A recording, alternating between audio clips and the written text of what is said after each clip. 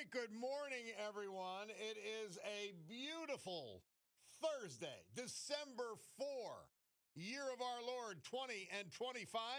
My Cordaro Jewelers watch tells me it's 11 or 9/11 and change. This is the Bob Cordaro Show. I am he. Broadcasting today from the United States of America. I can prove it because the president has combined with billionaires and auto company executives to make the country better in just one day.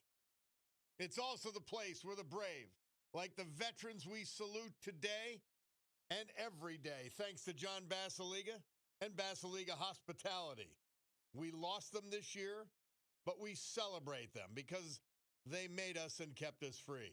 Like Robert Uncle Bob Hopkins, Scranton, Joseph Grigositis, South Wilkes-Barre, Thomas Mazzatosta, Buck Township, the United States of America, founded with a certain knowledge and understanding by our incredible, amazing, irreplaceable founding fathers, that government is not, shall not be, cannot be our parent, our guide, our salvation, our direction. Not any of these things, but is nothing more than a necessary evil we require to organize and protect society. The United States of America, the country where, for the first time in human history, freedom was declared to be an unalienable right granted to each individual by God. It was not something that could be parceled out to groups. It was not something that could be controlled by government or government officials, because our great American Constitution ensures and codifies freedom of speech, freedom of religion, freedom of association, economic freedom, and freedom of the press, which allows me to correct the liars on the left. And armed with these freedoms, and only because they had them, a ragtag bunch of immigrants, rejects, and their progeny created the richest, most powerful, most culturally diverse and accepting nation ever to grace our planet Earth. America, the only place specifically invented and designed so that every American can live their life in the manner they choose, unlimited by their background, upbringing, race, color, or creed, unhindered by the government or those who would use government to control others for their own comfort, benefit, or power. This Bob Cordaro Show, well, it'll always be convincingly conservative, lovingly logical, proudly and passionately patriotic, and reliably right. And so we gavel to order this meeting of the Club for Common Sense, promising you that for the balance of the AM, we will provide a sanctuary of sanity for all of you, because they've gone insane. The entire leadership of the Democrat Party, and, I'll save John Fetterman and the establishment. They're all nuts. Slowly, some of them coming on board. Some corporate chieftains yesterday, understanding when Trump rolled back the cafe standards, which are just the fleet of cars that you have, that you sell in America, had to average a certain amount of miles per gallon. And the Biden administration was trying to move it up to 50. And all that was to force battery-powered cars. Trump going the other direction. Said, no, we'll have fuel-efficient cars, but we're not going insane here. It's a scam. And it was, because I've proven to you over and over again that battery-powered cars are no better for the environment. In fact, net, they are worse than a new gas-powered car. They're worse. Stem to stern, manufacturing, mining for the materials. The manufacturing process. When they drive on the roads, right down to tire thread, that's of greater wear and pollutes the environment. And then the disposal problem of the batteries that we have no clue. And if we were all driving battery-powered cars, and by the way, I've got nothing against them. I've been in a couple. I drove one. My friend John Toronto let me drive his. It's a fabulous car. But I can't afford a second car, period. I just can't. But they are not better for the environment. And they don't even know what they're going to do with the batteries. And if you had widespread battery-powered cars, because remember, this was the idiot solution to the environment. Now, it would have empowered and enriched China. You can't make up how bad a decision this was. And it would have enslaved and impoverished the United States. It's incredible how stupid all of this was. They're forced and be worse for the environment. And when you had full fleets of these battery-powered cars and the inevitable accidents and fires that came from them, they don't even know how to put the fires out. So please,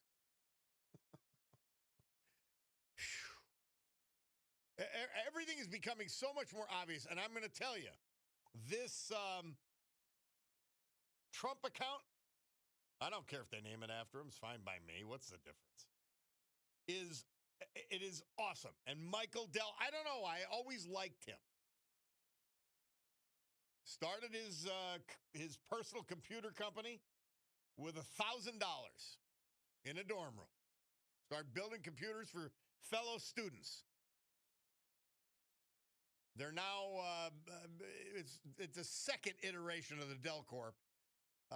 He got out of it, the PC business, when it was dwindling, and he got into the storage business. And that worked fabulously. And Michael Dell and his wife gave $6.25 billion to American children.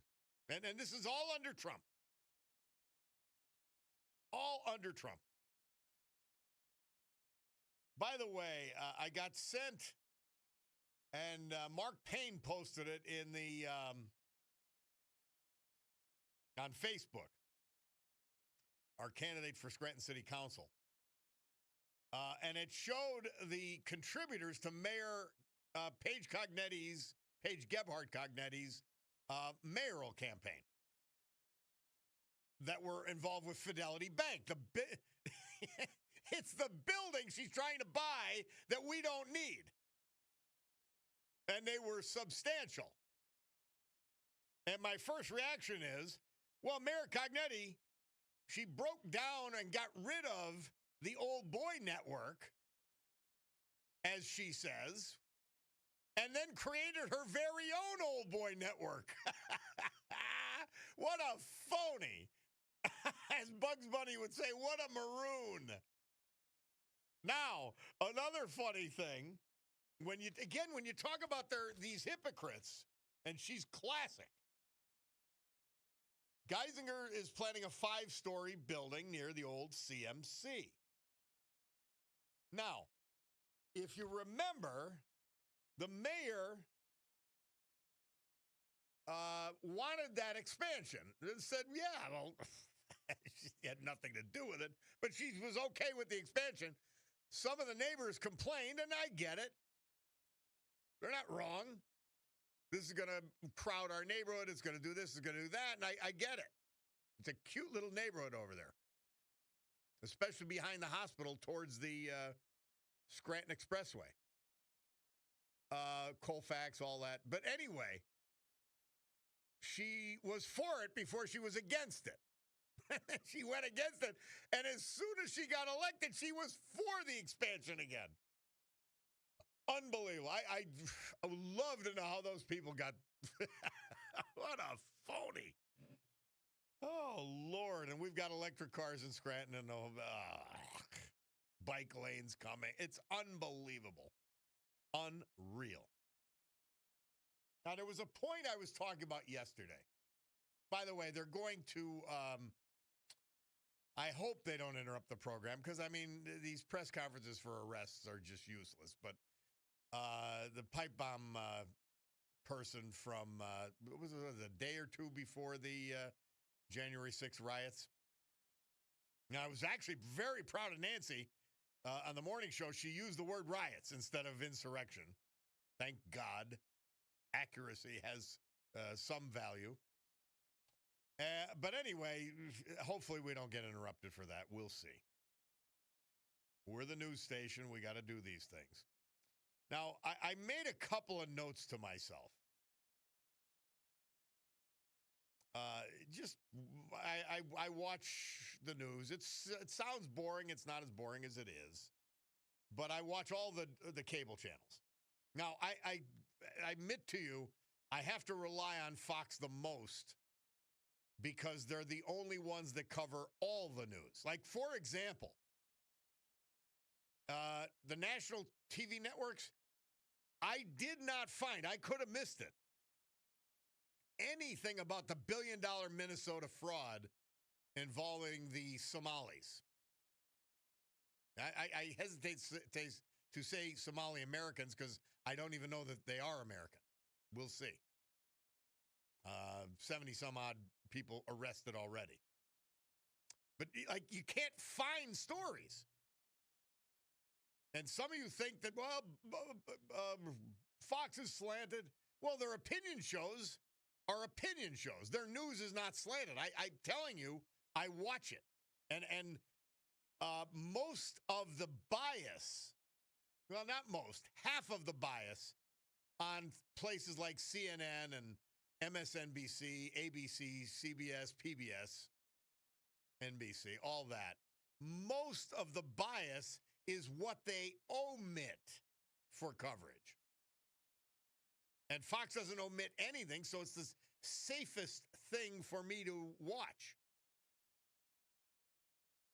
Somebody text in, St. Robert Cordaro, your morning show is the greatest. Thank you. Oh, Lord. Anyway, basically, the Democrats do not, and you see what issues they're on. By the way, in relation to this, when is the last time you heard about the Epstein files?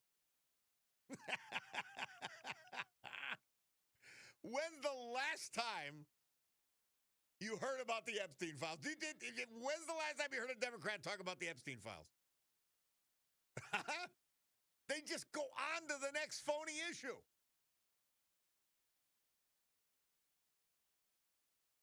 Illegal orders, those disgraceful six. Now it's did we double tap a drug boat? It's endless. When did you hear last about the Epstein files from the Democrats?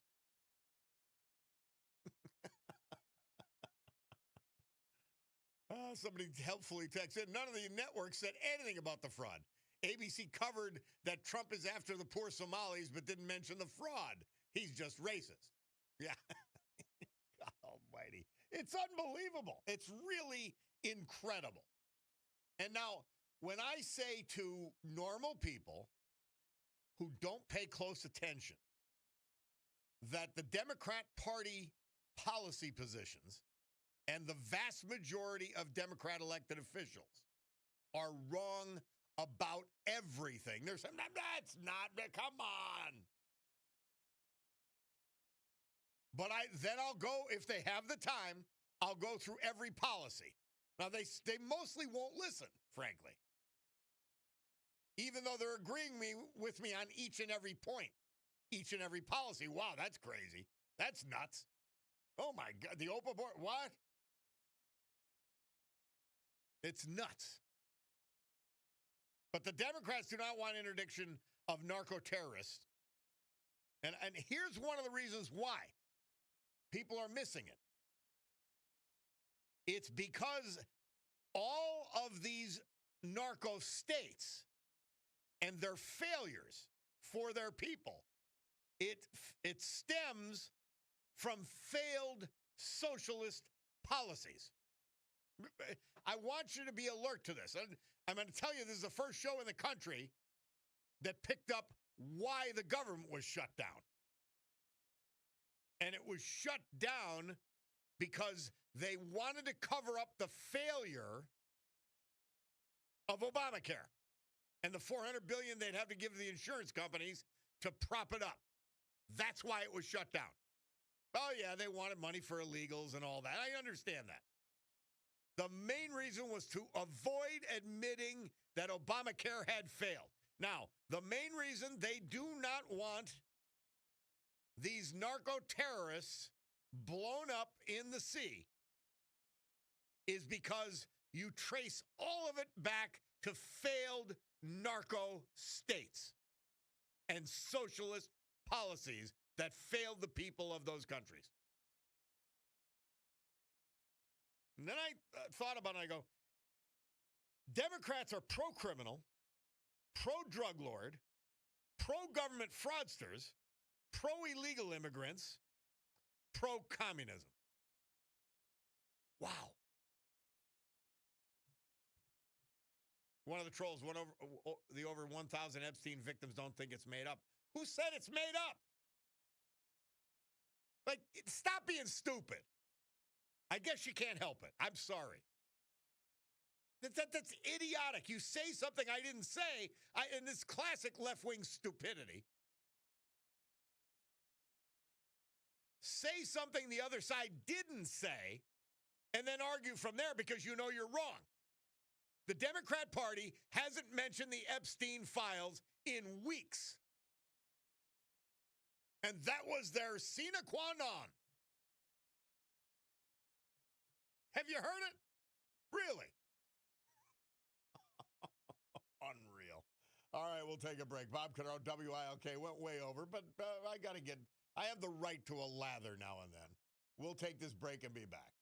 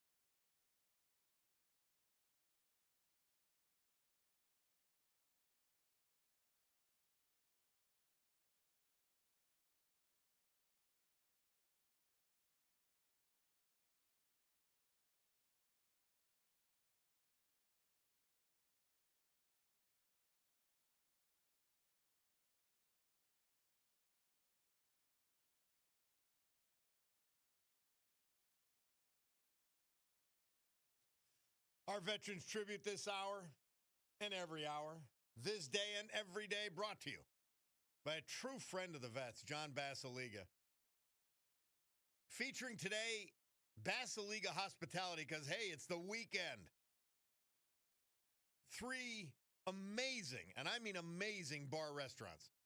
The Old Brook Inn, 307 Springbrook Township. The Far Street Tavern, the reimagined neighborhood bar in the Great Trips Park section of West Scranton. The Queen City Tavern, downtown Oliphant. Check them all out. They are all fabulous. Fine dining, yep, we got that. A modern take and one of the most beautiful restaurants you will ever see. Atera 519. Downtown Scranton. Food, service, staff, awesome. The Stegmeyer Mansion, one of my personal favorites. Dine in the last century and just take in the atmosphere. And what a great bar, too. Sergei's The Nightclub, right beneath the Terra. It'll be open tonight. You want to check out a movie? The best movie house in Northeast Pennsylvania. Lackawanna Avenue, Scranton Art House. Pretty fantastic bar and event space, too, by the way. Robert Uncle Bob Hopkins. We lost him November 16th. He was 88 years old, from Scranton. Married on May 30th, 1970, to the former Gene Altieri. The couple had celebrated 55 years together. Born in Scranton, he graduated from South Catholic High School, proudly serving in both the United States Navy and the United States Army. Before retiring, he worked as an auditor for the Commonwealth of Pennsylvania. I met Bob. Bob loved being around people, holding memberships in the American Legion, the VFW, and the Waldorf. He possessed an endless amount of information about South Scranton. A ride around his neighborhood was always a history lesson. He was an avid walker. He could often be found at the gym or lapping Lake Scranton. In addition to his wife, Jean, he's survived by his son, his grandson, and many, many, many relatives. Robert, Uncle Bob Hopkins, our veteran this hour, brought to you by John Basiliga and Basiliga Hospitality. Oh, that means the weather. Storm Tracker 16 forecast from meteorologist Joe Snedeker. Today, a mix of clouds and sun. Windy with a few snow showers, 34. Tonight, partly cloudy and frigid, low 12. Oof. Think about people who might be out there or might not have heat. 12 degrees tonight. Friday, partly sunny and cold, 25. Saturday, partly sunny, back up to 35. Sunday, partly sunny, 35 again. Bob Cordaro back. Yeah. Hey, by the way, our fake phony governor, Shapiro, what did she accuse him of? I forget what the heck it was. She said something. Oh, something about his demands as vice president.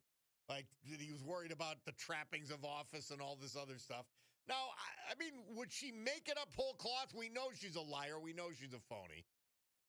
But, I mean, this is the battle. This is the battle of the phony patrol. Shapiro's as bad as anybody. And he fired back, I did no such thing. He slams her. So, again, it's the battle of the Lilliputians. Mental midgets fighting with each other. It's very amusing. Somebody says the drug thing is unbelievable. And I saw this too. A Democrat congressman on TV saying that these people that Trump's blowing up, they're not dealers. They're just transporting the drugs for money to make a living. Oh, I'm telling you, Ladies and gentlemen, he actually said this, a Democrat. No, they're not. They're not dealers. They're just transporting the drugs for money to make a living. So the listener helpfully suggests, I guess if I just drive cocaine from New York City to Scranton, I'm not trafficking. I'm just making a living. Oh, my God. I'm telling you. And he was probably one of the idiots talking about the Epstein files just a couple of weeks ago. Somebody had texted on that front. Rush was so right. They are the drive-by media. They just throw stuff at the wall and move on. The Epstein files are the perfect example. Another, and he continues, Omar is up to her turban in this scandal in Minneapolis. She hates America and is a blatant racist. Oh, yeah. And she's corrupt. Married the brother, lied on her forms. I would really love to see Trump kick him out of the country. Would love it.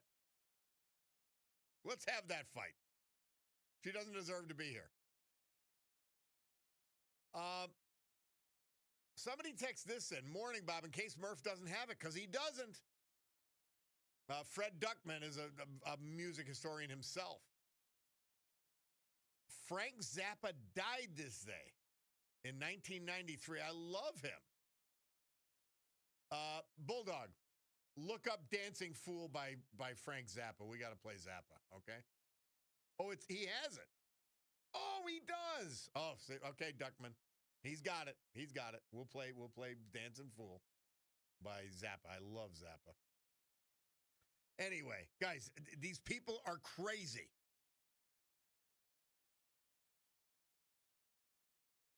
I don't know. I just don't.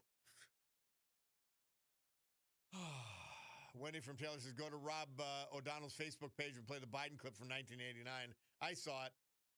I saw it on network, but it's good that Rob has it.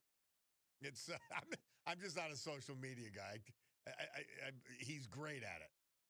But, yeah, Biden himself talking about taking out the narco terrorists, but he hasn't opened his mouth. It's just funny that this jackass Biden was once all out against the narco terrorists. 1989, the statement was from. It's unbelievable. I've got to tell you. Pro-criminal, pro-drug lord, pro-government fraudsters, pro-illegal immigrants, and pro-communist leaders. They're anti-dictator if it's Trump, but not if it's Nicolas Maduro. It's unbelievable. By the way, Murph texted in, come on, Bobby. I had checked the list, Murph. I apologize. He would never miss Zappa. I know. You are 100% right. Let's go to Brad from Whitehaven. He's been patient. How are you, my friend? Bob. Yes. I'd like to, one of two things, if I could just make a statement before you interrupt, and then I'd let you talk. I'll only interrupt if you're wrong, if you're misstating truth. Yeah. Either the Epstein or the fisherman. Which one do you want me to address? I don't care. You called me. Okay, I'll address the fisherman. Please. Under the Geneva Convention, attacking unarmed individuals who are not taking part in hostilities, including shipwrecked persons, clinging to debris or a raft, is explicitly prohibited. What you are just telling people is vile, it's disgusting, and it's misinformation, because we have already returned people. We have bombed their boats to Colombia and others. They are not giving us fentanyl, and you know that, Bob. And on Epstein, Ghislaine Maxwell, there's 3 books. No, it's just cocaine. There are 3 books that Wait a minute. It's just cocaine. And Trump said Venezuela doesn't do cocaine. They Colombia sell cocaine. Does cocaine. Venezuela doesn't. Obviously, Venezuela Brad, stop being cocaine. stupid for a second. Venezuela doesn't distribute cocaine. Venezuela distributes. All right, I got to put you on hold. I got to put you on hold. You're too stupid. You're too stupid. You're too ignorant.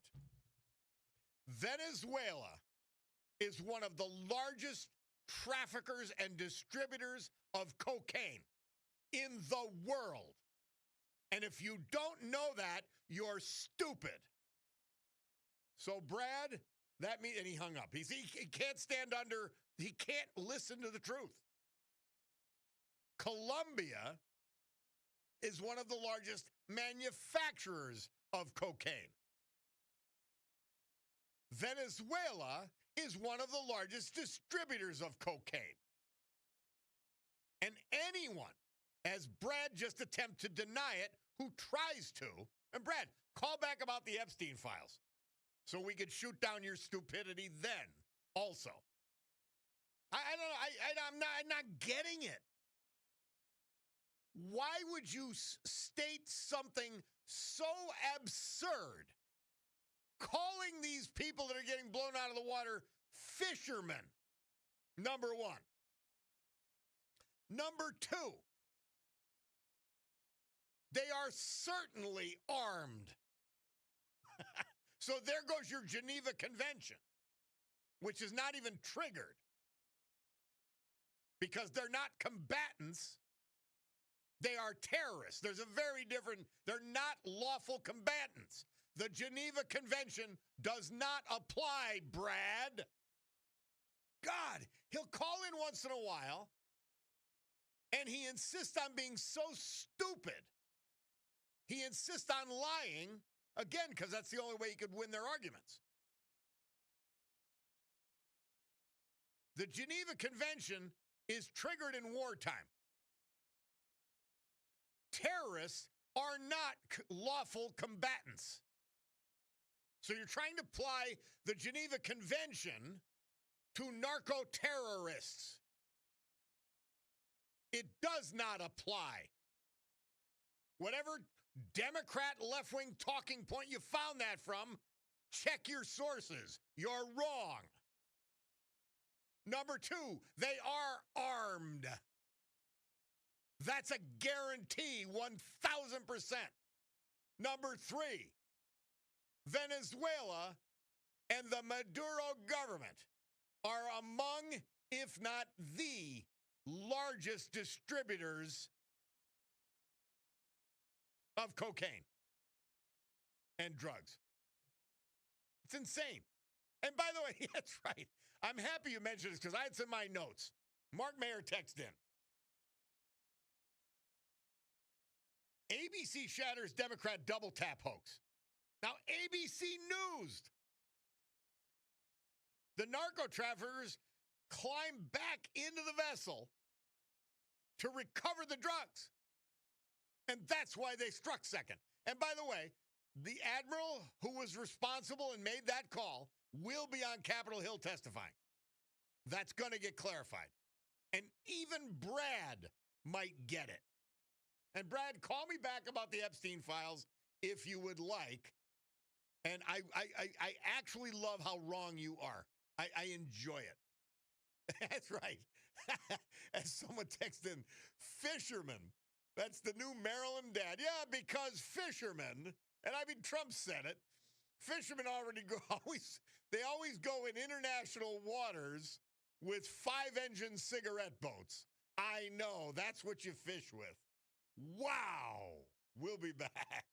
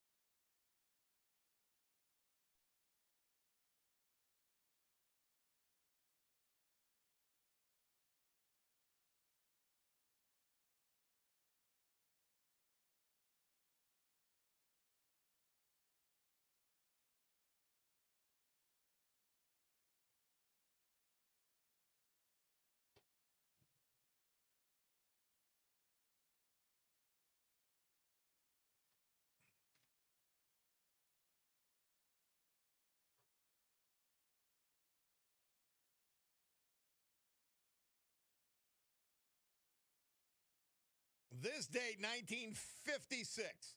Elvis Presley, Johnny Cash, Jerry Lee Lewis, and Carl Perkins recorded gospel songs at Sun Records Studios in Memphis, Tennessee.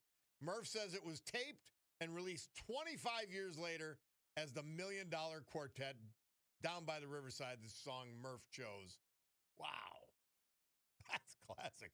Boy, I got some more stuff on the Founding Fathers I want to get to, but I don't want to hold Brad too long. All right, Brad, do you get why you're wrong on the previous subject? On Epstein? No, on the drug lords who are transporting and getting blown up. Oh, I very much so. What, you want to tell me why I'm wrong? You know now, you didn't listen, weren't you? See, you don't know how to listen. No. You don't know how to listen. The Geneva Yes, Convention does not apply. Number one. Then that even, hey, Bob, that makes it worse. No, it then doesn't. It's not a military. Then it's no. No. Then it's in hey, a Bob, wartime. No. You don't understand it. All right, I'm going to do it. I'm going to do it. Just shut the hell up. I'm going to tell you the facts, and you're going to respond to them, or at least you're going to hear them. That's all. And here's what it is. One of our listeners texted in. When I was in the service, we were told that the Geneva Convention applies to enemy combatants in uniforms and who are soldiers or sailors. If you don't have a uniform on, you are a spy or a partisan, and during World War II, you got shot for that, period. It doesn't apply. Don't you get that? Why do you make these asinine arguments and just pull shit out of the air? I don't get it. Bob, Revelation, we're not in World War II. That ended. You can't identify the raft. It's not applicable. You brought up the Geneva Convention. It's not applicable. It's not applicable. Identify the raft. You don't get that. You won't get anything. Let's go to the Epstein files. No, you're too stupid to talk to. Give me the Epstein files. Let's hear your lunacy. Let's hear your lunacy on the Epstein files. On the Epstein files? Yeah, isn't that what you're calling about? Sure, there's 4 books listed that Donald Trump on the. Why aren't they talking about them anymore? Why did they go on to the next subject? No, they're not. Bob, they are. Tell me the news report, please. Bob, read the minutes in Congress yesterday. It was brought up. Bob, God Almighty! You can laugh. Man, you're mentally ill, Brad. Yeah, Bob, maybe you didn't see it on Fox News, but Bob, the White House is not cooperating. Are you saying? Why did Ghislaine Maxwell get minimum security? Wait a minute, Brad. Are you saying that Trump didn't release, that the Trump administration did not release the files to the House Oversight Committee?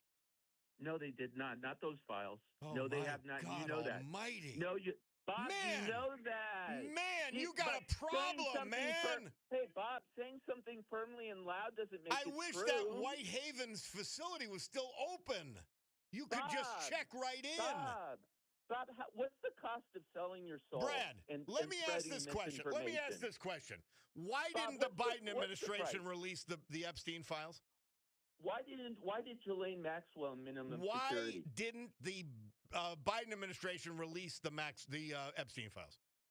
Because they were to be released in January. They were still no. Oh, Bob, after he was out of office? You can laugh. Bob, you can laugh. I'm not laughing, Brad. I just can't. I can't do it. I can't do it. I see. You want to listen to the other side. It's just like with Chris Kelly, the goof that writes for the Scranton Times.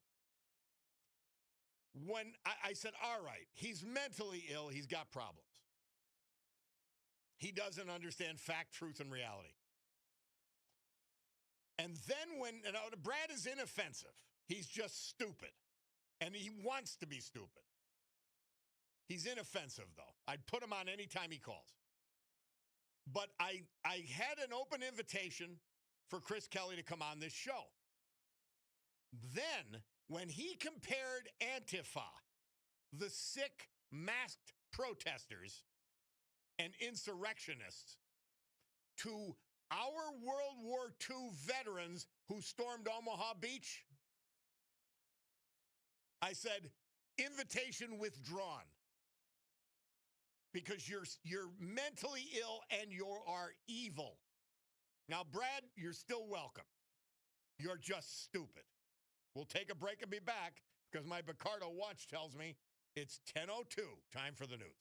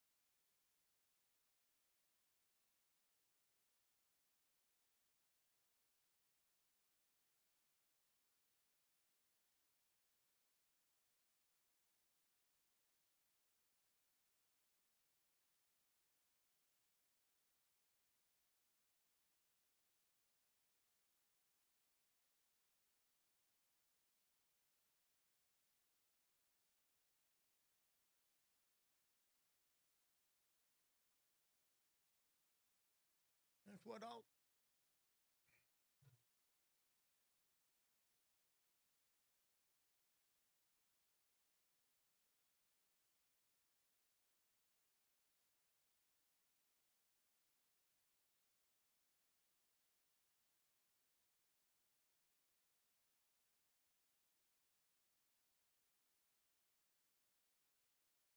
Great good morning, everyone. My Picardo Jewelers watch tells me it's 10:08 and change here in the great Northeast this beautiful Thursday, December 4, 2025. This is the Bob Cordaro Show. I am he, and it's a big day to fight for America, defend our values, and with the help of our friend John Basiliga and his great Basiliga Hospitality Group, to honor the brave who have made us and kept us free. People like the veterans we've lost this year, but salute today thanks to John, like Robert Uncle Bob Hopkins of Scranton, Joseph Grigasitis, South Wilkes-Barre, and Thomas Mazatosta, Buck Township. So with history, our great founding fathers, and the incomparable Constitution of the United States of America as our guides, let us continue today's battle. Gaveling back to order this meeting of the Club for Common Sense. Well, have you recovered from Brad yet? Did you notice how he had an answer ready? A totally made-up answer. That they were going to be released in January. Well, which January, Brad? The January after he was out of office? Why would that be? This January, a year after he was out of office? Liar. See, they have to lie and make things up so that their narratives can attempt to make sense. It's really crazy. Now, here's an interesting thing. One of the things they've hit Trump on briefly was about his pardon. It's a long story, and I do want to get into it. His pardon of Honduran President Juan Orlando Hernandez. And he pardoned him. He's doing a 45-year sentence in the U.S. for drug trafficking and weapons charges. He was complicit in the drug trade. But I'm going to read this to you when we get an opportunity. But he was working for the CIA. Unreal. And somebody texted in, my man John texted in something. There's a guy, not Kenny Rogers, and he posts this. Just so I'm clear on this issue, the people who are passionate about being allowed to kill unborn children up until the moment of birth are now up in arms over a handful of narco-terrorists getting blown up while trying to smuggle drugs into our country. Do I have that correct? Yes. Yes, sadly you do. They're sick. They're actually sick. All right. We talk about John Basiliga all the time. I absolutely love the guy. He's a super patriot, a great supporter of our veterans and so many other charities. But you know what he does that's most important? He creates jobs by the hundreds. We're now into the thousands overall, and creates companies that create for us experiences. Basiliga Hospitality among them, and he is with us now. John, how are you, my friend? Hi, Bob. Good morning. It's great to have you back. Tell us, the Coney Island deal is starting to take shape. There was a little bit of a fire setback, but you're overcoming that, and you're really in the middle of in the throes of the construction. Yeah, definitely, Bob. First off, I want to say thank you for the introduction, and thank you for giving me and my companies the opportunity to honor our vets. I'm super proud to do that, and I think we've been doing it for a couple of years now. Yep, it's amazing. It's great, John. And I'm telling you what, it's the reason I do the show. If we didn't have the veterans tributes, I wouldn't be doing the show. I could spout off like this to anybody. Yeah, we owe them so much. The ones we lost and the ones that are still here. So thank you for that opportunity. And as far as Coney Island, Bob, we had a setback when the front facade fell down, and that was due to some interior demolition and removal of the first floor facade, and we're cutting some windows in the contractor I had. And that night, if you remember, the night before it happened, was just heavy winds, and I think something just got shifted a little bit, and it just came down. It was one of those unfortunate things. But the first thing I asked was that everybody was okay, and once I knew that, I said we could put it back together. It's no problem. We had some engineers from the city come out, and they were like, "We have to tear it down," and I said, "Hold up a minute. I don't want to tear down this beautiful icon, a gem of a building that's been part of the city for over 100 years." And more importantly, when Pete and Bobby Ventura called me about the property, they never had it on the market. I gave my word that I would bring it back, and that's exactly what we're going to do. That's great. I'm telling you, I love it. And always love Coney Island. I like the original, and I like the Ventura's version too, up on Lackawanna Avenue. So this is one of your smaller projects, but it is taking shape. Well, Bob, what ended up being Coney Island is 515 Lackawanna, and the upper floors were kind of vacant for a very long time. And what I ended up doing, I always look for different revenue streams to diversify my financial risk. And I know being in the hot dog business is probably a tough thing. You have to sell in volume at a low price point, which is fine. So when I looked at the project, I reached out to the city to acquire the property next door, which was the vacant lot, which is 513 Lackawanna Avenue. And I wanted to add an ice cream type thing to accommodate the Coney Island, the Texas Wieners, and the burgers and the stuff they did. So I had this project which would include, an ice cream stand, the Coney Island, and then 5 apartments above Coney Island. And then former Mayor Wayne Evans reached out, and he said, I was going to do this building, these renovations on here. Would you be interested in the old hobby shop, which is 517 Lackawanna? And I said, absolutely, Wayne. And Wayne's the guy that's always fought for, bringing this city forward. And I appreciated him reaching out to me. So these properties were all off market, and I was able to get 513, 515, and 517. So at the end of the day, the project with these 3 parcels put together is 10 apartments, a new commercial storefront in Wayne's building, which is the old hobby center on the first floor, Coney Island, and the ice cream stand. So it is a pretty big project, but not our biggest by far. Now, the marketplace at Steamtown, this concept that you came up with to sort of do a Reading terminal thing that you've been doing once a month, man, it is growing. People love it. We're in Scranton. We love indoor activities in the winter. It's how did you think of that concept and say, hey, I could bring this here? I just had an old food court, Bob. And, I can't believe it, but it's been 10 years since I bought the Steamtown Mall marketplace at Steamtown now. And I just needed to do something. I knew I needed to bring foot traffic into the building. And what could I do that was a little bit different that could, get people to open up little businesses and incur more businesses to be motivated to move into downtown, which is super important. I said it's the nucleus of our whole area. So the marketplace, we got it going, and it's a lot of work because we're not even charging people to open up their stands. We just want people to do well, make some money, and if they like it that much, they could open up on a permanent basis. It was our long-term goal. Mm-hmm. So it's bringing a lot of people in there, a lot of different variety of stuff, and I partnered up with a woman named Kristen Powers, and she's just been amazing.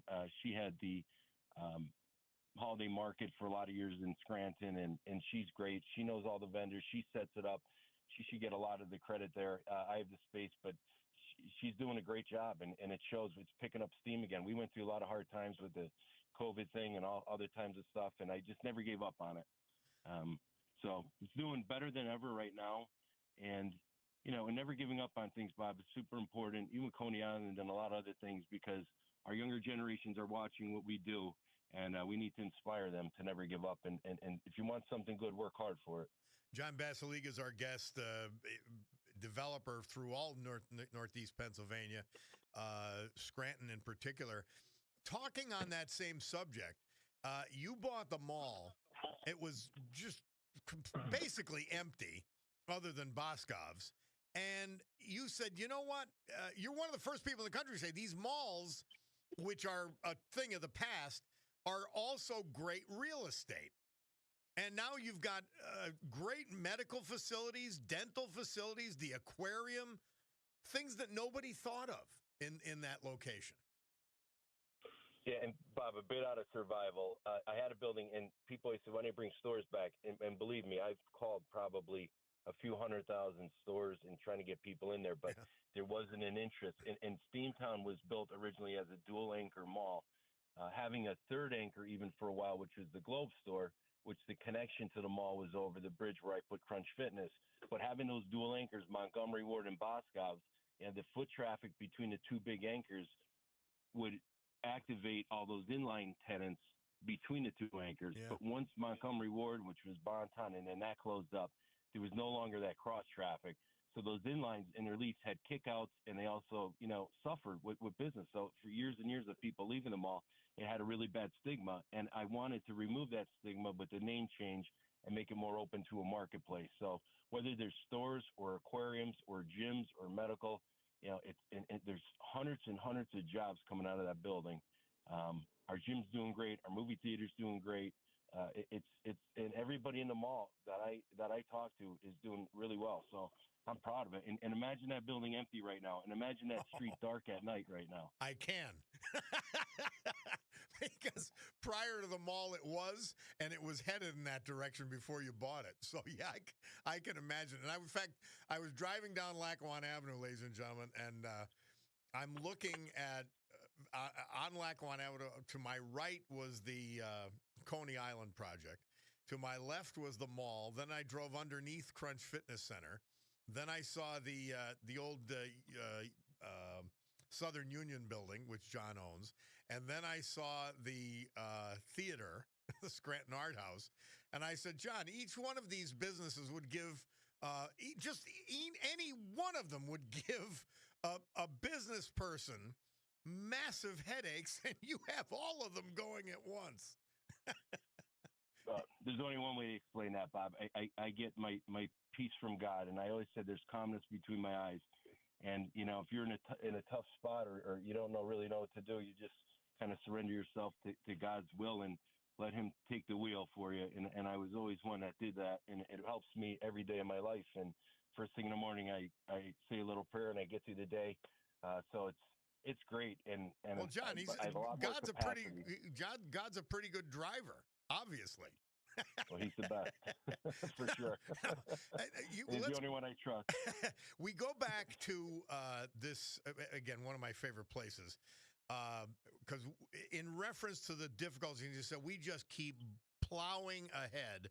When you had the facade collapse on Lackawanna Avenue, but you had major issues with that gorgeous building that houses Sergei's now, the nightclub, and of course the Terra 519. That was like one thing after another, and you just kept going ahead. And now it's a gem. Bob, that was probably the hardest project I ever did in my career. In square footage wise, not nearly the biggest by far, but it all started when we went down into the lower level, and a lot of these lower levels in these buildings are just useless. So I said, what could I put in here where I could bring a revenue stream in?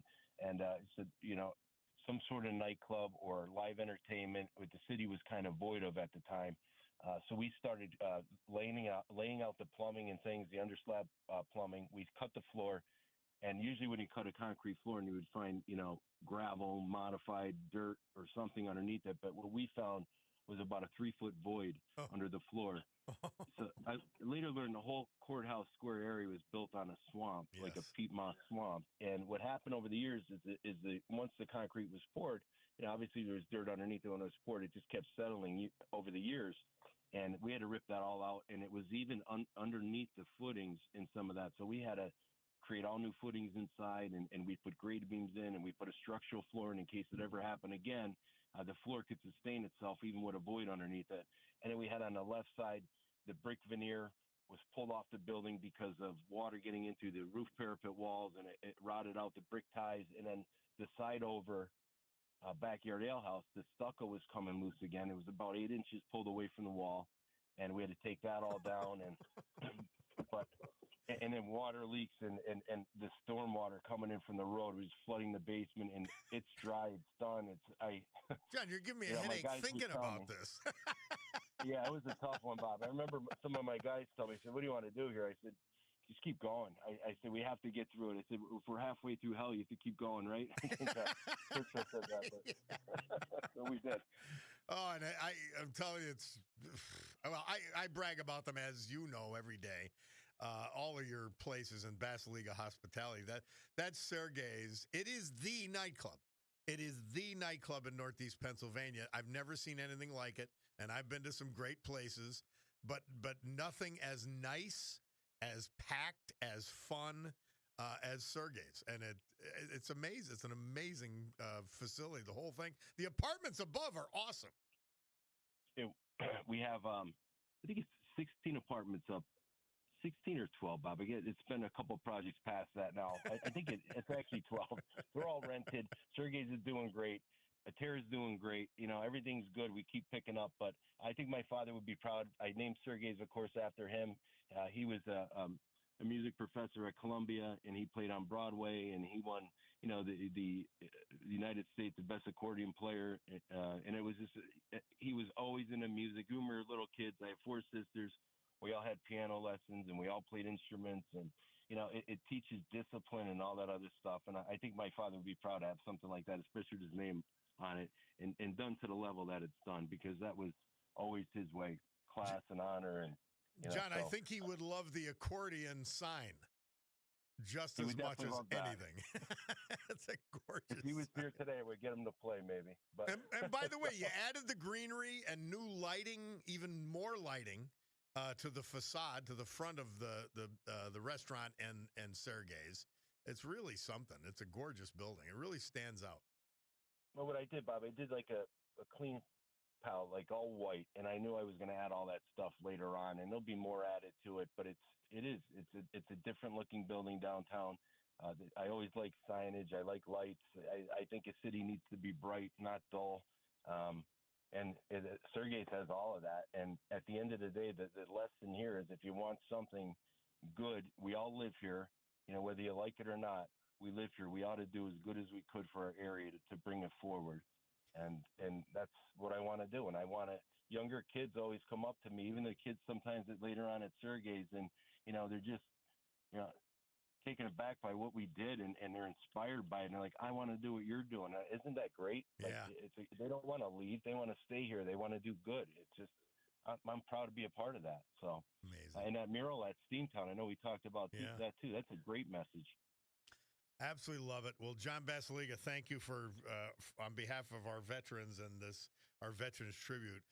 But thank you for all you're developing and all you're doing. And I mean it when I say, John, just the things you do for charity, all the other things, but the inspiration, the experiences, and the jobs that you provide with the businesses and your investments are off the charts and make a huge difference here. Well, I want to thank you, Bob. Thank your listeners for all their support, because the businesses wouldn't do anything without our support of our patrons and my employees and our staff, and wouldn't be able to build one thing without our veterans. So thanks to all of them, and Merry Christmas to everybody. Amen. John, maybe we'll get to have you on before Christmas again, but thank you for coming on today. We appreciate it. Anytime, Bob. Thank you very much. All right. John Basiliga, developer extraordinaire, businessman extraordinaire, and just good man. We'll take a break and be back.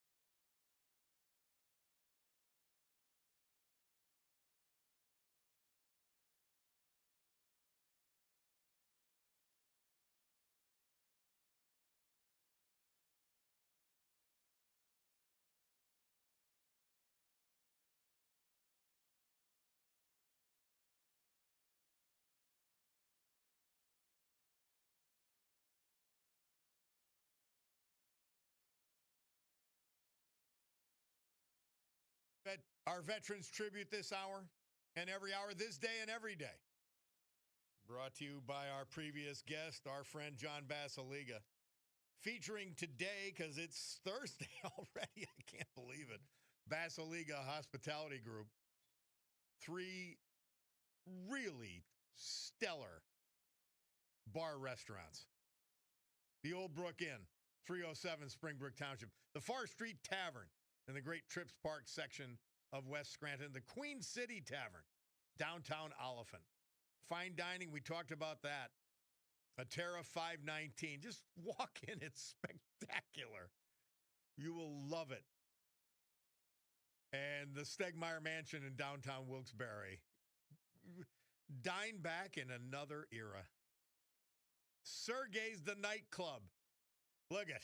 I'm 64. I've enjoyed the heck out of it. More as an observer than a participant. In fact, they got a Frank Sinatra show with my friend Chris DiMatteo next weekend. I can't wait. That's actually at Atera. And then the Scranton Art House, my favorite movie house, Lackawanna Avenue. Joseph Grigasitis, South Wilkes-Barre, lifelong resident there.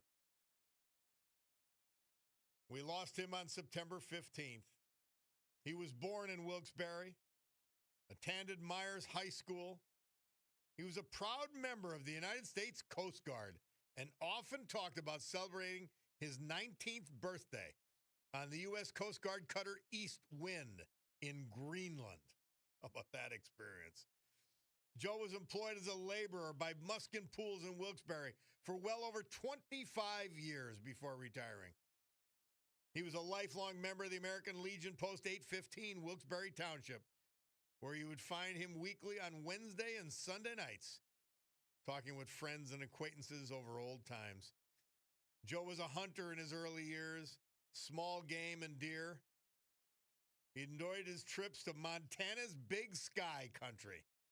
But his favorite hobby by far was fishing for trout, shad, small and largemouth bass. He spent many years at his cabin in Cards Lake in Susquehanna County, where he enjoyed fishing and spending time with family and friends. He's survived by cousins and many others who knew Joe. Joseph Grigasitis, our veteran this hour, brought to you by John Basiliga and Basiliga Hospitality. It is quite a come down to talk about the weather after these great veterans. Storm Tracker 16 forecast, meteorologist Joe Snedeker. Today, a mix of clouds and sun, windy, few snow showers, 34. Tonight, partly cloudy and frigid, 12. Friday, partly sunny and cold, 25. Sunday, partly sunny, 35. Sunday, partly sunny, 35. So, one really cold snap to deal with, and we'll take it from there. Bob Cordaro back with you on the eponymous program. Somebody texts in, can't wait for Coney Island. I know it. I absolutely love it. And somebody else heading to the Old Brook this afternoon for appetizers and drinks. How about that? Before going to the Cultural Center tonight to see the Beatles versus Stones. I did not know about that show. Wow, that is great. Well, the Old Brook. Okay, you're going to the Old Brook tonight. Now, I'm telling you, and it's since the last time I was there a couple weeks ago. Cutie and I, the Palucci's, we go up there, and I see they've got bone marrow, and I love steak tartare, and they have it together as an appetizer. Now, if you like that kind of thing, unbelievable. So keep that in mind if that's your kind of thing. Somebody says, can you have John by the Wyoming Valley Mall? Oh, Lord. Somebody saying Charlie Hample, not somebody, Doug, from Fox Hill. He says he passed away. He owned the pharmacy. Great gentleman. Well, our condolences to Charlie Hample and his family. But, wow.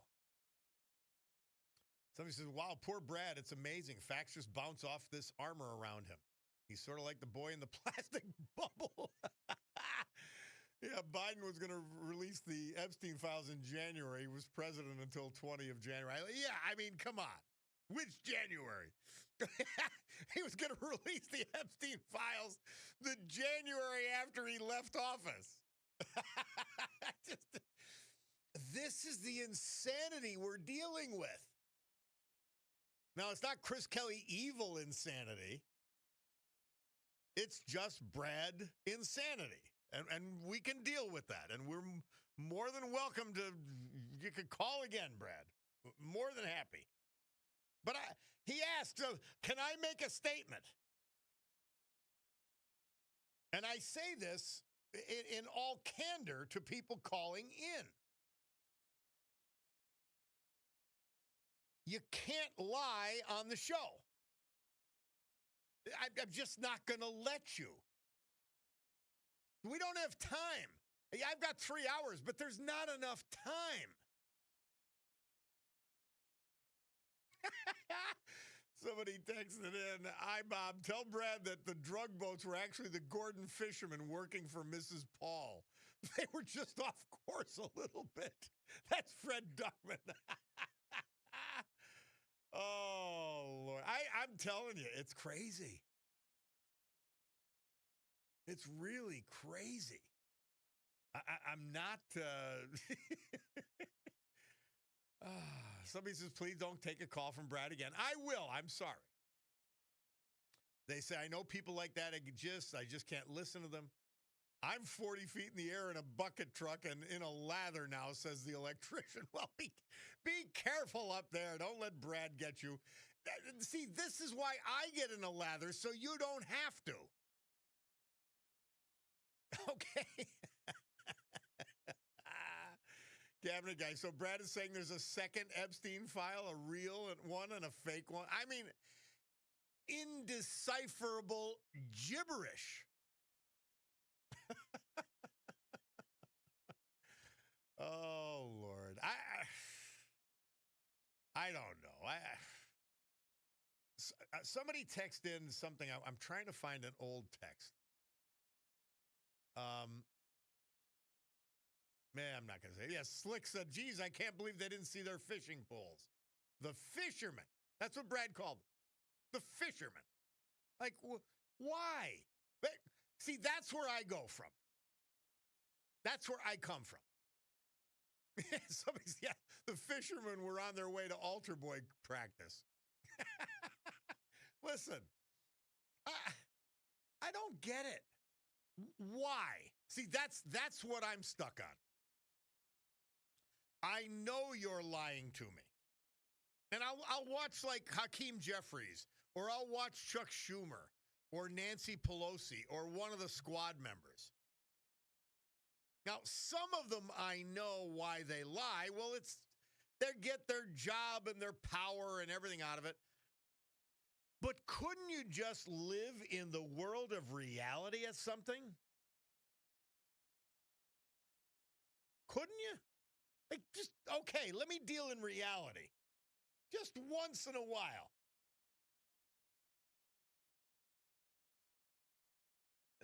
Start there. In fact, I didn't get to see the full clip. But Hakeem Jeffries complimented Trump, I think, on the pardon of Henry Cuellar, the Texas congressman who was prosecuted by the Biden administration. Probably, I don't know this, probably because he opposed their immigration and open border policies and did so from within their own party. Crazy. Anyway, hey, let's go to Wayne from Einan. Hey, Wayne, how you doing, man? Very good, Robert. And how are you? Hey, how'd that football game go with the leather helmet? Well, I got there late.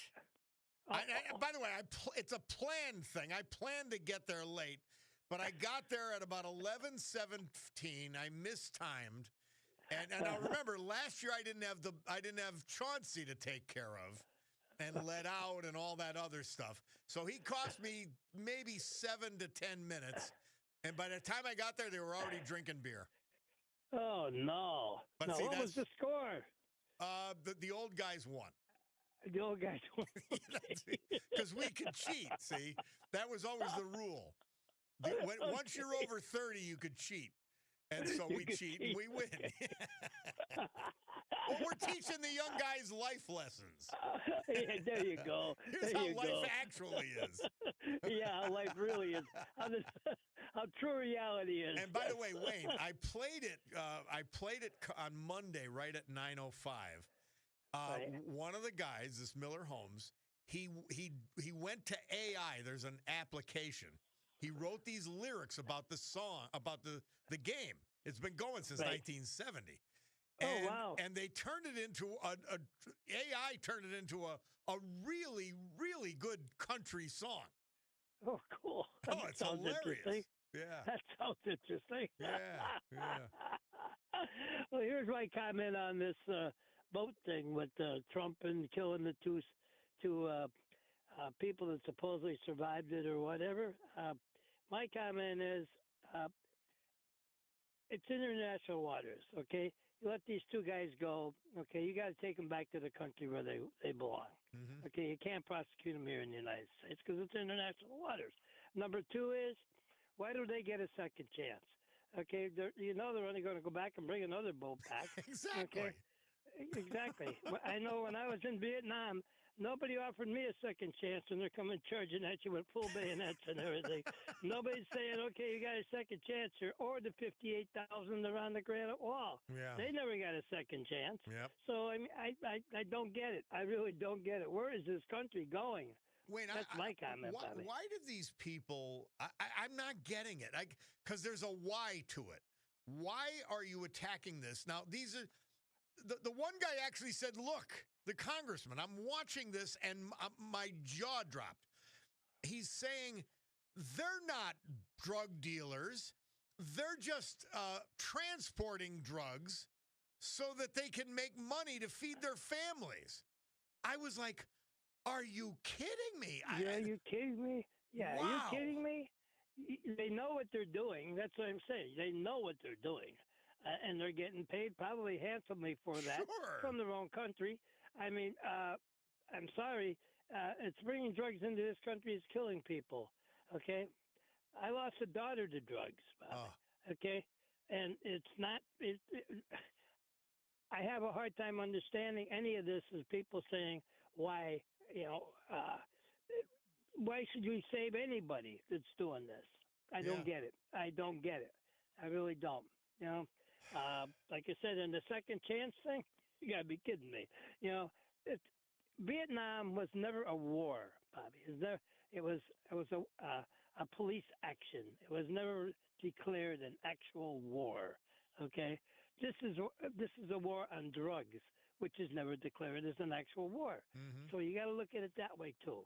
And these are not lawful enemy combatants who are subject to the Geneva Convention, which our friend Brad brought up. And and he heard that from some Democrat idiot who wants to attack Trump, and they just repeat it as though there's authority behind it. That's what they do. Bob, when you're in the real war zone, okay, you know what the Geneva Convention does for you? Nothing. Yeah, I know. Absolutely nothing. I talked with Sue about this yesterday. I said, the Geneva Convention is non-existent in a war zone. I'm sorry. It's just not. It's self-survival. That's the way it goes. It's now Geneva Convention could be for masses, okay? If you have a mass, in prisons or something like that, yeah. But out on the battlefield, there's no Geneva Convention. Now, you're a combat veteran, Wayne. Yes, I am. And I said this yesterday in other words. I said, we have to convince the rest of the world that we are as savage as they are, or even more so, and that we have the capability and the will to use our resources savagely against them. Sure. That's what Trump's doing. Yeah, sure he is. And that's, That's if you're in a war, you got to do that. You can't roll over and be a pussy. Let me tell you, it's not going to work. You're going to be dead. Dead. Period. World That's War why I II, said there's they called our Marines the devil dogs. Yes. They yeah. said that they killed their parents. Well, that's what we wanted them to believe. yeah. But that's what I'm saying about this vote. I cannot understand the American people buying this garbage to start with. Period. These people are bringing drugs into the country. Okay, you got three 100 horsepower motors on the back of these boats. That's no fishing boat. I'm sorry. No. No. It's been nice talking to him. Glad the helmet went well. did you even get it? Did you even get it on? Didn't even have to put it on. Wait, next year when I play, I might have to take you with me to be my offensive tackle. Okay, there you go, buddy. You can return your old position. Thank you. Yeah, I play both ways, offensive and defense. Right. A great Scranton Tech. Thank you, Yeah, Wayne. it was. It was great. Take care, my friend. You have a good day. Always a pleasure. We'll take a break and be back.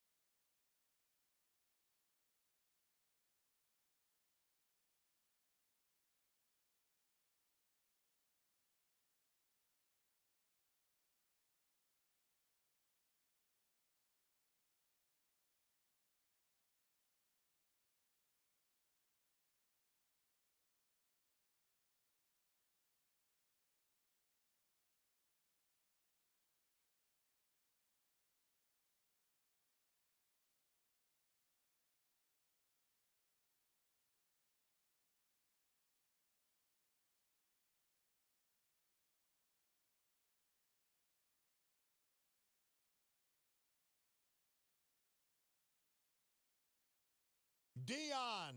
Murph tells us this date, 1962. They moved up to number 2 with, he moved up to number 2 with his hit, Run Around Sue. And what a great song it is, isn't it? Bob Cordaro back with you. St. Teresa, Mother Teresa for December 4. She says, not all of us can do great things, but we can do small things with great love. I say that often about our veterans.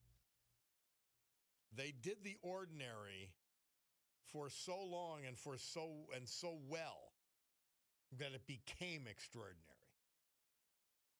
The great Mother Teresa, St. Teresa for today. Somebody takes in Bob LTS. I happen to know firsthand how drug dealers, traffickers, and pushers hurt not only the user, but their families and their extended families. Not to mention neighborhoods. It is life-changing, sad, depressing, and dangerous in so many ways. I have no sympathy for drug lords. They are destroying our world. And thanks for the great show. LTS back at you. We're killing them, okay? But this is deadly serious business. Somebody else takes in fishing boats, but there's not a single piece of fishing gear on the boat. LMAO. Laugh my ass off. Oh, God. It's crazy. LTS Caddy Daddy. He says, blow them up, ask questions later. Hey, Bob, the congressman's logic, if a bank robber shoots a guard and kills him, should we let him off because he's only feeding his family and doing what he needed to do? How dumb are these people? You are right. Let's go to the blower. We got Joe from Hunlock Creek. Joe, how are you?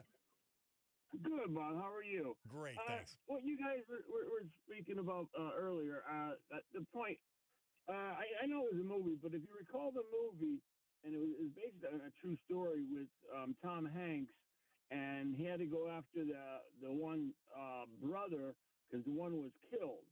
And Saving Private Ryan. Yeah, yes. Saving Private Ryan, correct. And if you remember that German, it was one of the horrific scenes.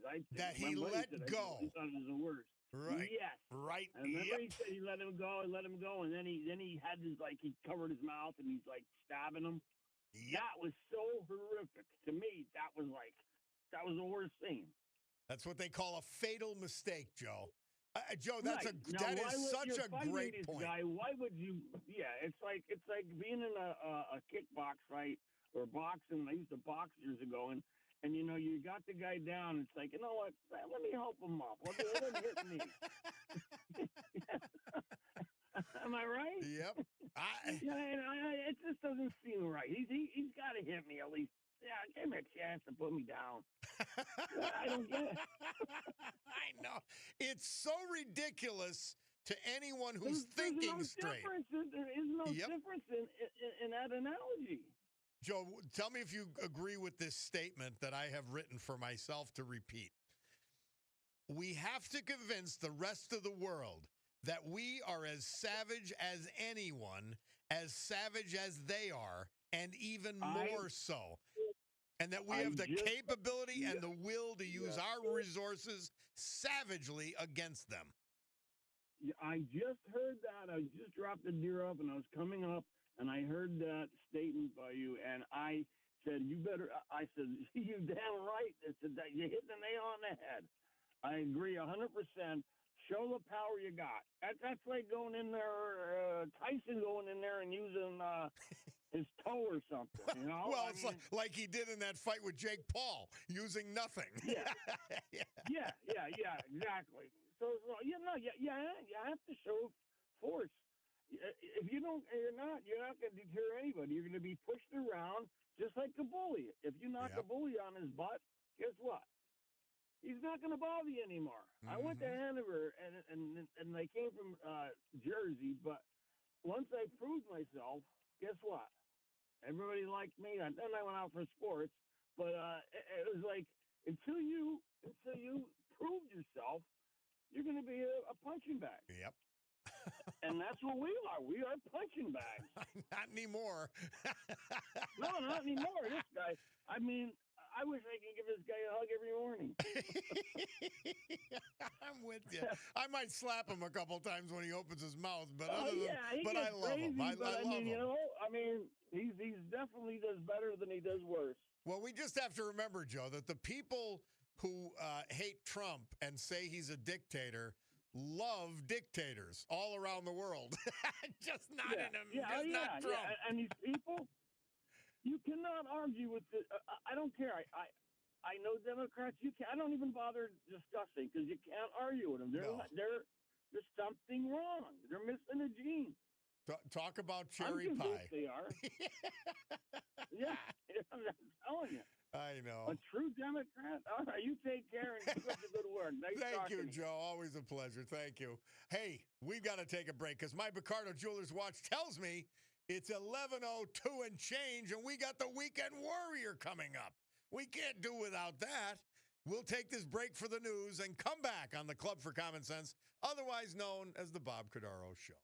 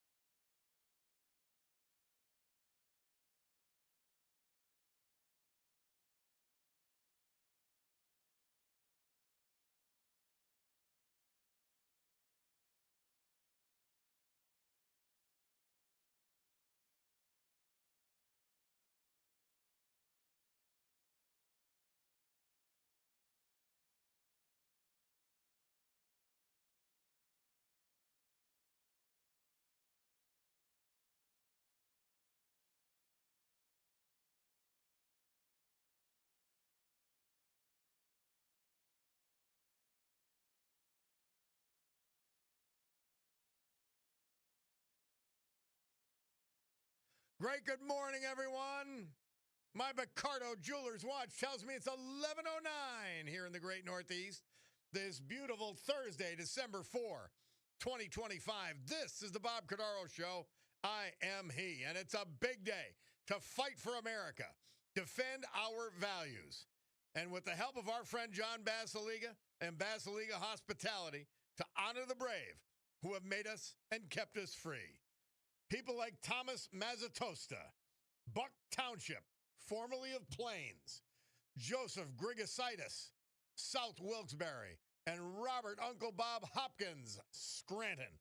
Veterans we've lost this year, but celebrate today, thanks to John. So with history, our great founding fathers, and the incomparable Constitution of the United States of America as our guides, let us continue today's battle, gaveling back to order this meeting of the Club for Common Sense, promising you that our commitment to common sense will provide a sanctuary of sanity for all of you in a world where the entire Democrat Party leadership has gone insane. They're saying the drug runners are just trying to make a living. They're just trying to feed their families.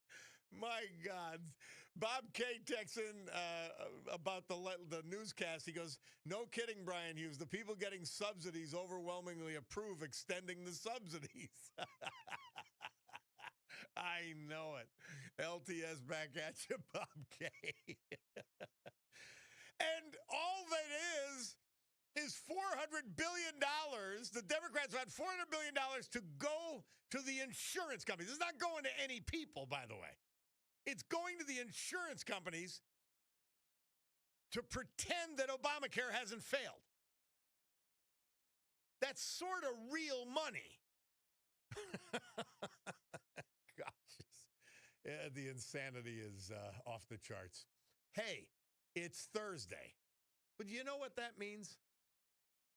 Oh, and you know it when you hear the theme song. It means it's time for the weekend warrior, Sid Hallinan, to find out what's going on in the NFL, college football. Sid Hallinan, welcome back. How are you, my friend? Good, Bobby. Bobby, could you hear me good? Yes, I can hear you now. Okay, how you doing? Everything's going good, buddy. How are you? I'm doing great. We're all in a lather here, Sid, but that's We're in normal. a lather. I've got two guys here today. I got a local restaurateur, Al Cibio, here. He's teaching us how to make maness. We're having a little maness. Tommy Hallinan's here. He wants to make pasta fazool. Tommy's looking for pasta fazool. Al's trying to take care of everybody here. Well, listen, tell him that, we've become civilized. You put meat in the maness now. no more peasant food. Tommy never had maness. Oh, he's got to have it. Oh, yeah, he will soon. He will soon. So what can we do today, buddy? Sid, once the Victor Alfieri Club starting putting sausage in their manest, I realized we've become a prosperous people. There you go. All right, well, Sid, boy. tell us. Let's go to. Are you interested in the NFL game tonight? Yeah, tonight. I like Detroit, Bobby, -3 over Dallas. Dallas is playing really well, but Detroit's going to break out of this funk at home, I think. I'm going to go with Detroit, -3 over Dallas. Gutsy because the Cowboys are the hottest team in football right now. They are, but that's, if anybody's going to screw anything up, it's the Dallas Cowboys. So if that holds true, and I just don't like Dallas, Bob. I guess that's what it comes down to. All right, so let's go right into college football, the playoffs. Yeah, I like two on Saturday, Bobby. There's one here. BYU is at Texas Tech, and this is a big game.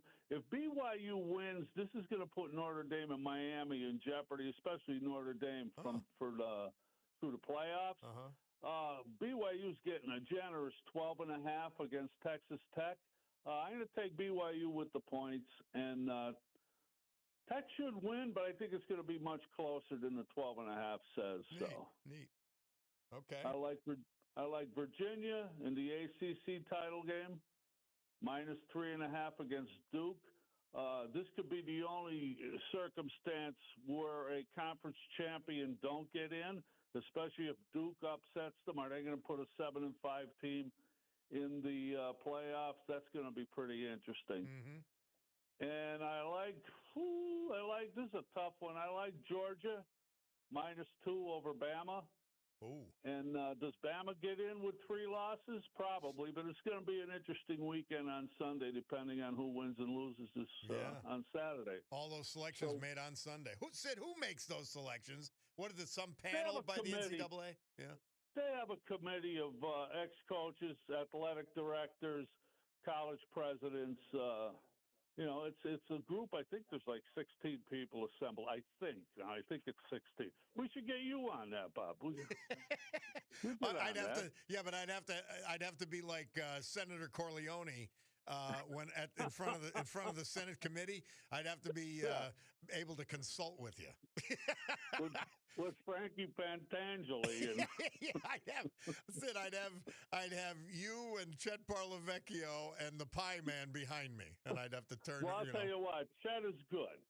Chet is very good. He knows his stuff. Pie Man's good too, but I just talk off the cuff, so I guess that's why I'm so unique.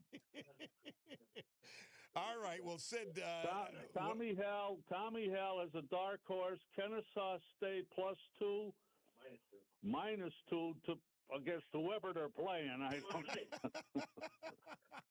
don't. But on Sunday, Bob, I like 4 games on Sunday. Okay, you got Pittsburgh at Baltimore. The Steelers are slowly starting to erode a little bit. Aaron Rodgers looked like. Remember that old picture of Y.A. Tittle with the blood when he was walking off the field with his helmet off and his nose busted. Yeah, his nose was busted up. Yep. That's what that reminded me of. I'm going to take the Baltimore Ravens -6 over the Steelers. Okay. In a big one up at Green Bay. I guess the Bears are for real. They are. Green Bay. I'm going to go with the Pack. I love their defense. I'm going to go on the limb and take Green Bay -6.5. But I won't be surprised if the Bears they're going to make it close. I won't be surprised if they even won. So we'll see. But I like the Pack. I love the home team. And what else you got in NFL? Okay, KC and Houston, big game for Kansas City. They lose this one, it's bye-bye. They'll be done. But I'm going to take Kansas City -3.5 against that Houston team. Houston, very good defensive team. And I don't think KC is done yet. I'm going to go with Kansas City -3.5. Okay. And then I'm a glutton for punishment with the Eagles going out west against the Chargers. I don't know. Someday I'll quit betting with my heart. Someday. What's the spread on this? What's the odds? The Chargers, believe it or not, are a 3-point underdog at home. Okay. I'm going to go with the Eagles. Okay. Definitely go with the Eagles. It's sort of a must-win for the Eagles, so they're either. Well, it's spin or get off the pot time. Yeah. You heard they egged the offensive coordinator's house the other night down there. No, really, that's true, Bob. Kevin Patullo's house got egged. What do they think? They're in Dunmore? They think they're in Dunmore. Jack Henson's lived in Peckville, though. The guys were going to drive all the way up there. But, so that's what we have, Bobby, this week. It's a pleasure to be back on. Always. Always enjoy it. All right, well, send you up something else. Keep cooking things up there. You got one of the best chefs in the area with Al, and we don't know what talents Hal brings to the table, but he's there. Well, Hal's big. Hal's big community service with the Music Fest. And, he's involved in an awful lot, and we love him. We love him. We try. He greeted me at the funeral home door the other day. Yep. Bob, let me ask you a question. Who isn't working at that funeral parlor? I think I'm the only one that's not working there. Listen, the only guy not working. You would be a natural 32 there. 2 years on the school board. They can't even throw me a bone these guys. By the way, congratulations. Our friend Mike Hallinan retired from the Dunmore School Board after 32 years. That's a free job. He never got paid. And I was going to tell you about it last week, but I didn't want to grandstand or anything. I wanted to talk about it. It was a nice tribute to you on. I think it was Facebook. I saw it. It was nice. Yeah, you know? it was nice. Yeah. Well, thank you for doing that for all those years. That's my hometown. I'm not, Bob. I'm not done yet. Stay tuned. All right. Now listen. Maybe that's why they're not giving you that job greeting at the funeral parlor. Yeah, maybe, because I think they think I turned Republican or something. These guys, listen, Tommy. Sid could handle it. Sid, the other Sid could handle it. He could handle it if you're Republican. He'd be okay. But yeah, that's you're right. The only person that's not helping out up there is Fred Munster.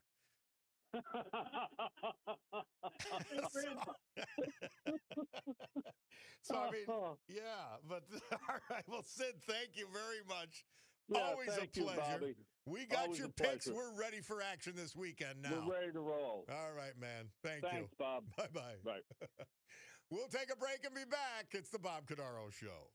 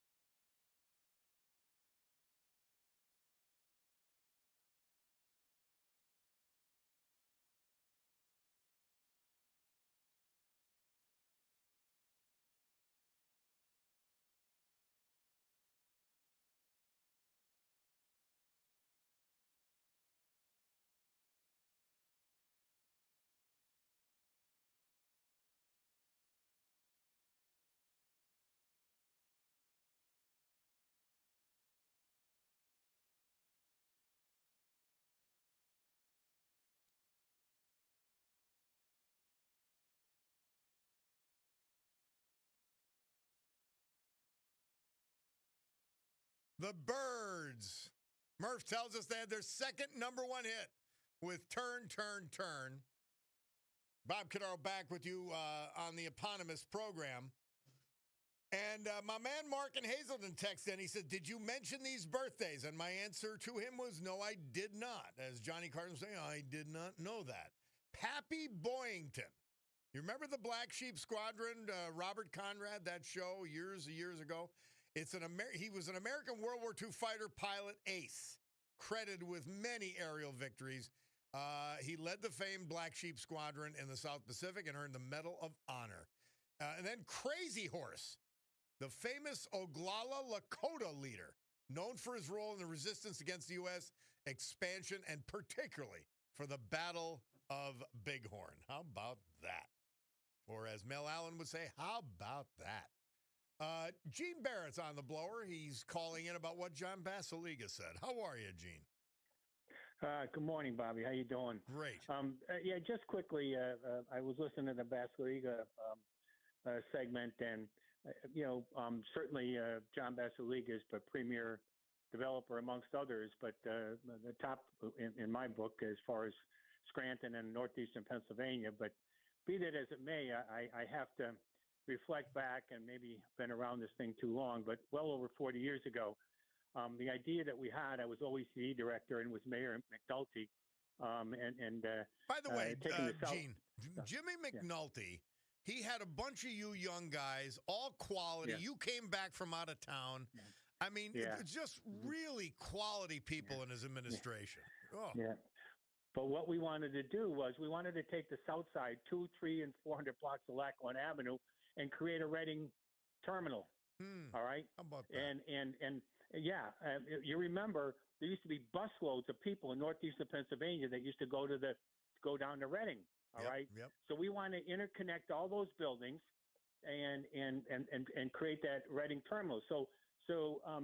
But we had the Oppenheim building that we had to dispose of. So Mayor McNulty invites Al Boscoff up to try to interest him to take over the vacant Oppenheim building. So Al Boscoff invites us down to Wilkes-Barre to the store off the square in Wilkes-Barre. So just like the Globe store, Bobby, you remember up on the 4th or 5th floor was like the furniture and carpets and everything, and so we go up there. By the way, in the Globe store, the guy that worked in the carpet store, the carpet section, he had a toupee. Right. Yeah, exactly. Yeah. And not a very good one. not a very good one. But anyway, I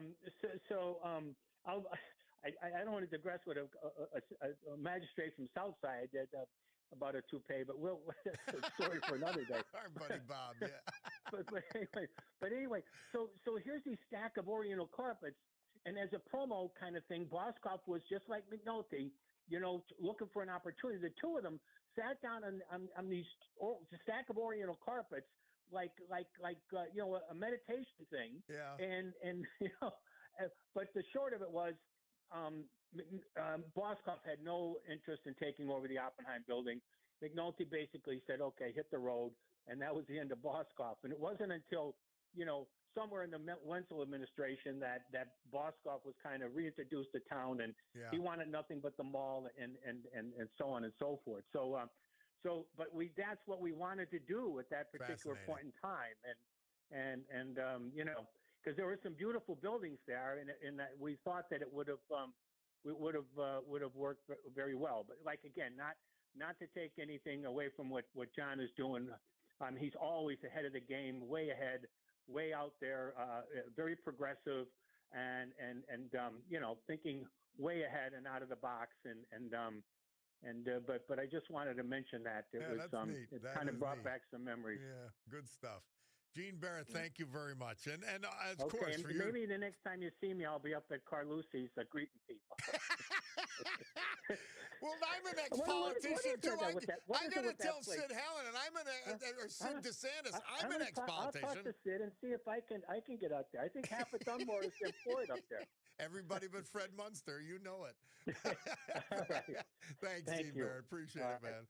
Hey, let's go to Peter from Shavertown. Tonight is the event It got moved inside because of the cold. They're going to keep Christ in Christmas at the Wilkes-Barre Courthouse Luzerne Square. County Courthouse. Love it. Love it. Tell us about it. Very good. Good morning, Bob. Good morning, LTS. Yeah, thanks for allowing us the opportunity to remind everybody about what we talked about a few days ago. There is a Keeping Christ in Christmas event going on at the courthouse today at 4 p.m., and it's something we try to do each year that stresses the keeping Christ part in the Christmas with all the other stuff going on. It is today, and we're looking for a gathering inside the courthouse rotunda about 4 p.m. or so, probably be started by no later than 4:15. It only runs about 20, 25 minutes, and in it we do some traditional Christmas reading, Bible readings, foretelling of Jesus' birth, followed by some traditional Christmas hymns. And we think just it's a great way to get people out again to get them to remember and concentrate on real reason and not get wrapped up too much in the parties and the gift shopping, and especially for kids where, kids easily get lost in the gift part of it. We all did, but it's a great lesson, and we just invite everybody out to join us and participate to make the season what it's all about. So tonight at 4 o'clock at Luzerne County Courthouse, inside, just so everybody knows, you can be nice and warm, and you guys are going to bring Christ back to Christmas and sort of recenter everybody that, hey, this is the deal. This is what it's about. And they, sometimes they're even missing church. They don't get it. So this is a big deal. Yeah, I agree. I'm happy you're doing it, Peter. You bet. Well, thank you so much for the opportunity. And yeah, please, everyone, come on out. It's a brief event. And by the way, it's followed by the Christmas tree lighting ceremony that the courthouse runs, which I think begins at 5 p.m. today. So good reasons to get out, and we hope you all show up today. In an incredible setting. Even people that have been in there don't stop and look at how gorgeous that courthouse is. It's a beautiful facility. It really is. Beautiful tile work and the rest, and a lot of history and tradition there. Amen. Thank you, Peter. Appreciate it. Thanks, Bob. All right. You bet. We'll take a break. Bob Cordaro, WILK. We'll be back with our Veterans Tribute, the weather, and then we've got a special call from our friend Alex Picardo to let us know what he's up to. We'll be back.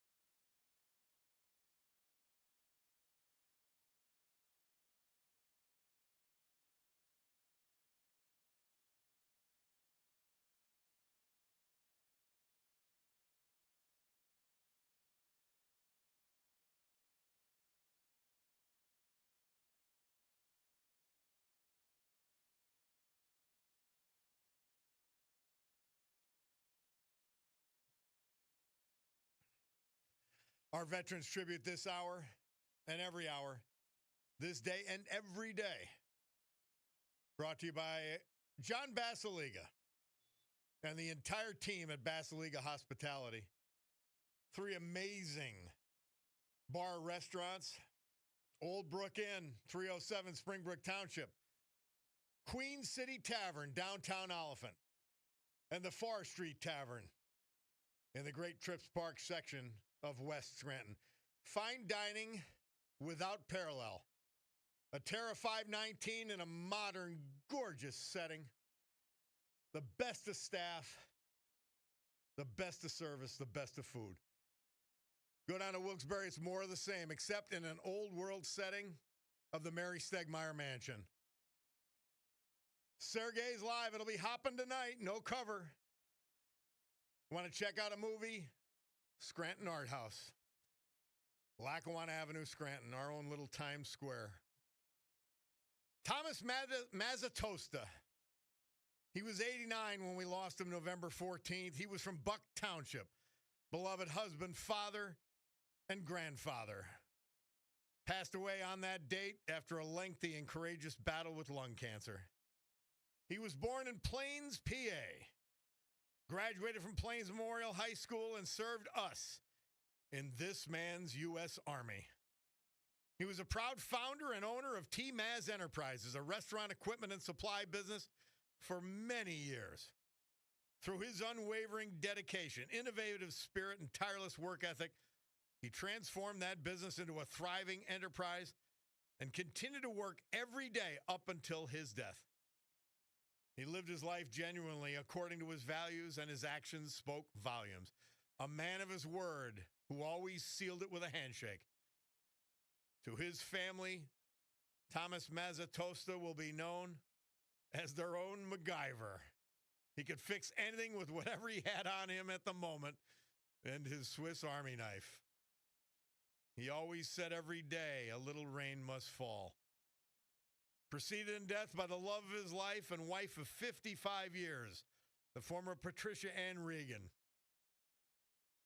He's survived by his loving children, 4 of them, 4 grandchildren, and many other family members. Thomas Mazzatosta, our great veteran this hour, celebrated and brought to you by John Basiliga and Basiliga Hospitality. Storm Tracker 16 forecast from meteorologist Joe Snedeker. Today, mix of clouds and sun. Windy with a few snow showers, 34 degrees. Tonight, partly cloudy and frigid, 12. Be careful.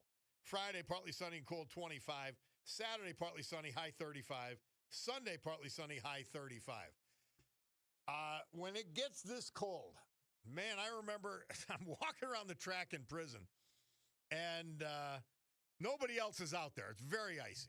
But I figured, well, I got my boots on, whatever. I'm walking around, and my feet went out under, and I smashed my skull. I know it was a substantial concussion. Well, they're not going to treat you. It doesn't matter. So I laid there for about 5 minutes. Nobody cared. Nobody did anything because there was no other prisoners out. And I was on camera, I'm sure. But be careful. That's all. I always walk like an old fogey now. I don't want to fall. Hey, speaking of great things to do for Christmas and a place to go for Christmas, yeah, it's Alex Picardo, Picardo's Jewelers. How are you, Alex? I'm good. Good morning. Oh, excited to have you on again, my man. What do you got cooking down there? Well, we're amping up. It's a week away is our trunk show party, which we're very excited about. I have a lot of new vendors this year. I have a lot of big names coming, Breitling, Shy Creation, Simon G. There's going to be a lot of cool special pieces from jewelry and especially watches. You know, Breitling is a very big part of our business, and my rep will be here with specialty pieces. And we're here to have a good time. We have it catered and drinks open to everybody. It's Thursday, December 11th, all day. Somebody said, they said, and I corrected them. They said, oh, I heard you got to have $25,000 to walk in there. I said, I don't have 2 nickels to rub together, and I walk in there and love it. And then they figure it out for me. Listen, people can think what they want until you walk in my store and you see how we are. We're just normal guys trying to run a little business, and we're trying to bring everybody in that we can. Come in and experience it for yourself. Just walk in, say hi, have a cup of coffee, walk around. I have something for everybody. You don't need a lot of money here. We take care of our customers. That's why we've been in business almost 100 years. And I got to tell you, Cutie wanted something. I brought in an example for Alex to look at. And I finally said, Alex, you do what you do, because I don't know. I'm completely comfortable because she was agog last year of what I got her, and it was fantastic. Yeah, absolutely. Yeah. Yeah, we take care of everything. You come in with an idea or a picture, I'll make it happen. We do things that normal people don't. Everyone is good out there. I hope everyone has an amazing business in Christmas time. But come in and see what I can offer you and what I can help you with. I think you'll be pleasantly surprised. Beyond pleasantly, that I promise you. And I'm going to be in for the trunk sale. I'm looking forward to that. That's next Thursday? Thursday, December 11th. It's next Thursday, December 11th, all day. Stop in, talk. There will be food, there are drinks, specials running throughout the entire store. We're very excited about it. It's the biggest party I think we're going to throw ever here at Picardo's. Well, let's make sure we talk about this next week as well, all right? Absolutely. Thanks, Alex. Always a pleasure. You're welcome. Happy holidays, everybody. Thank you. Alex Picardo, Picardo's Jewelers, downtown Scranton, Jefferson Avenue, and Spruce Street. Let's go to Bruce from Germany. He's got a Christmas concert coming on, the former mayor. You were the commissioner, too, weren't you? Yeah, you were a Lackawanna County commissioner. You got appointed. I remember that. I was somewhere else at the time, but yeah. Yeah, and it was a lot easier, too, to get appointed then than now. So. Yeah, apparently, right? It didn't take a year. Yeah, they just followed the law back then. Yeah. A little bit different, yeah. Crazy stuff. What do you got happening up there? Well, I'm up here in the museum right now watching the snow fly, and I'm getting ready to have our Christmas concert. It's the 32nd year that I've been putting on this community Christmas concert, and it's Sunday at 2 o'clock in the German Methodist Church. We changed the venue from the Borough Building due to the fact that there's no parking left in the Borough Building. So we have better acoustics. I was going to say, better acoustics anyway. Oh, yeah. It's absolutely with the big high vaulted ceiling. It seats 300 people, 300 or more people. And, we've always had a good turnout. So we're just hoping for another good year. We've got a choir, some soloists. We got your buddy Leo Schott is going to come up and perform with two other guitar players. And Dave Ingerson from the Black Sage Project is going to come with his guitar and do a little bit. And we have a soloist and Lisa Reeves and Michaela Spade from Carbondale, so it should be a good show. And I like that it's in a church. I do. I like that a lot. I think that's a big upgrade. I really do. Yeah, and we have refreshments afterwards, free refreshments afterwards downstairs, and Santa Claus always pays us a visit, and we always have gifts for the children, and it's a good time. I enjoy doing it. I've been doing it for 32 years now, and, just something that I enjoy doing. And we have our Santa parade, light parade on the weekend after. Nice. Well, you got to call in about that. And maybe call in just for a quick reminder tomorrow about the community concert in German. Okay? Okay. Yeah. So Love to have you come up and enjoy it, too. Sunday at 2 o'clock. 2 o'clock. Nice. 2 o'clock. At the Methodist Church. Yeah, it's right on Main Street, 520 Washington Avenue. There's parking across the street. And everybody should enjoy themselves. Should be a good time. Absolutely love it. Thank you, Bruce. Appreciate it. All right, buddy. All right, nice man. We'll talk to you again. tomorrow, hopefully. Yep. All Bye. right. Let's go. Let's try to get at least one more call in here. Let's go, Jim from Harding. Jim, how are you, man? Hey, how's it going? Great. Hey, I got a good idea. You know how they have the Super Bowl polls? Yes. Here's what you could do is do a political poll and run it all the way up to Super Bowl Sunday. Like you have people could pick the same number, but the poll would be back. How many federal district judges will the Democrats throw at President Trump before Super Bowl Sunday? People can have the same number, but they'll split it. That'd be a good poll. I'll put me down for 117. All these judges think they got elected president. It's unbelievable. And they come down by Elon Musk. Ain't that something? Yeah, unreal. That totally blows your mind. Well, we say that's the Democrat Party right now is like an upside-down cake. It's unbelievable. But the sad part, nobody's paying attention. A lot of these waitresses don't even know about no tax on tips. They don't follow politics. Yeah. So that's why, like people will pick up the paper, every once in a while. I tell you what, if they paid attention day in, day out, Democrats would never win. And Jim, let me tell you what's important about this. The 85,000 IRS agents that Joe Biden was trying to hire, which Trump has stopped, they were going to be going after the same waitresses, the same waitresses and family businesses that got the tax break from Trump. So it is night and day for the working class between I just policies. hope they wake up and realize it. Oh, well, it's up to you and I to make that happen, at least here. Oh, yeah, I work with that T.J. Fitzgerald and all that. Nice. Well, you keep plugging, Jim. Thank you, my friend. And put me down for 117 judges. All right, we got you down. We got you, Mark. Thank you. Have a good day. You too. Hey, let's go to our guy, Larry from Plymouth. Hi, Larry. Hey, Bob. How you doing? How are you? Doing okay. Okay. But what I want to ask about that Picardos, do they repair watches? Yes.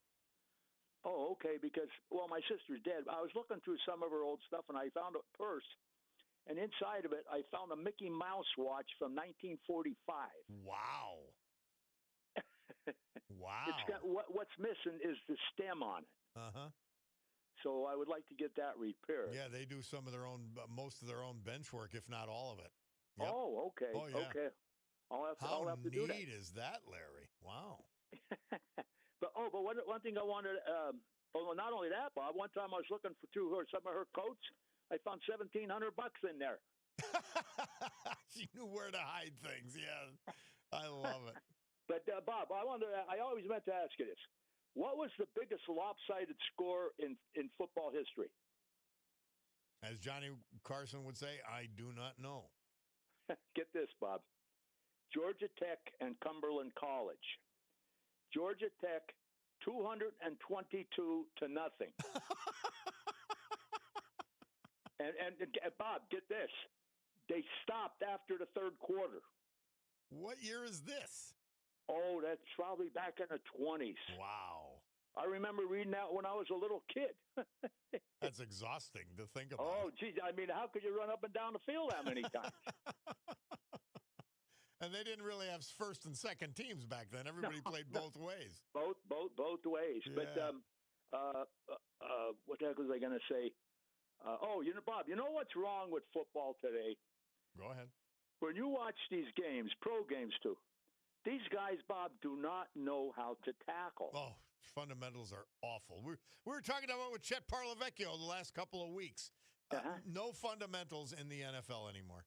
No, Bob, when they go after a guy with the ball, they throw a block at him. Yeah. And if the guy has any kind of balance, he's going to bounce off and keep going. You watch old films of Dick Butkus. He wrapped his arms around you. Yep. And I remember one time the Bears were playing. If he didn't kill you when he hit you, he still had his arms around you. But I was watching what do you call it? Some old films, and the Bears were playing the Browns, and I think Leroy Kelly was the full halfback or whatever.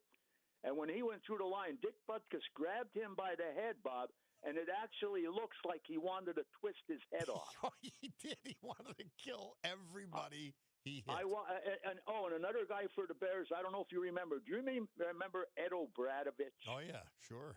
Okay, he was a big guy, and he was talking on her, and he said, I would take on three guys, and then Butkus would tackle the guy, and then the coach would say, good job, Butkus. Well, I was a linebacker, and I appreciated my down lineman doing it, but I'd be more than happy to take the credit. Hey, my Bacardo's watch says it's 11:50. We got to go, man. Okay, Bob. Thank you. Thank you.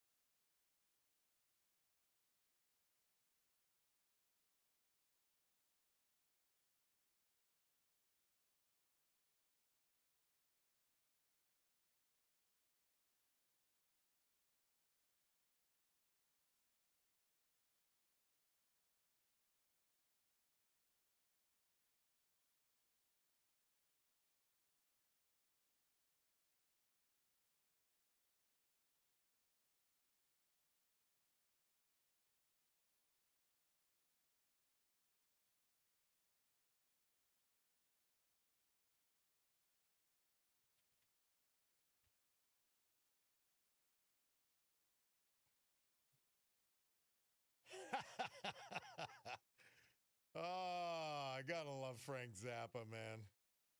This date, 1993, Murph tells us he died of prostate cancer at just the age of 52 in his home in Los Angeles.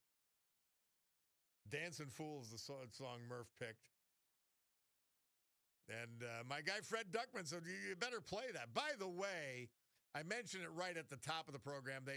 They've caught the pipe bomber who set the pipe bombs at the DNC and the RNC before January 6th. So we'll see what that's all about. And it looks like a pretty leafy, expensive suburb, too. So he ruined a pretty good life by being a idiot. As someone said, texted in, my Italian grandmother would call these people stunads. Yeah, I agree. I agree. Hey, and we're finishing with the great Sweet Home Alabama. Because on this date, 1951, founding member, guitarist, and drummer for the band, Lynyrd Skynyrd, Gary Rossington, born Jacksonville, Florida. He died in 2023 at the age of 71 due to heart-related issues, Murph tells us. But he deserves the tribute, without doubt. So, guys, we're in bizarro world when people are actually defending, the Democrat Party's actually defending drug couriers. It's beyond comprehension. And I'm talking about major drug couriers. Stunning. Well, WILK welcomes authors Chris Finazzo and Mac Birkbeck to the WILK Performance Studio Thursday, December 11th at WILK right here from noon to 1 o'clock. You can join us. Q&A hosted by me. A meet and greet with the authors. Buy one of their books. Get it autographed. Or if you already have it, bring it. It's free, but you have to RSVP by Wednesday, next Wednesday the 10th at noon. Seats are limited. RSVP at WILKnewsradio.com.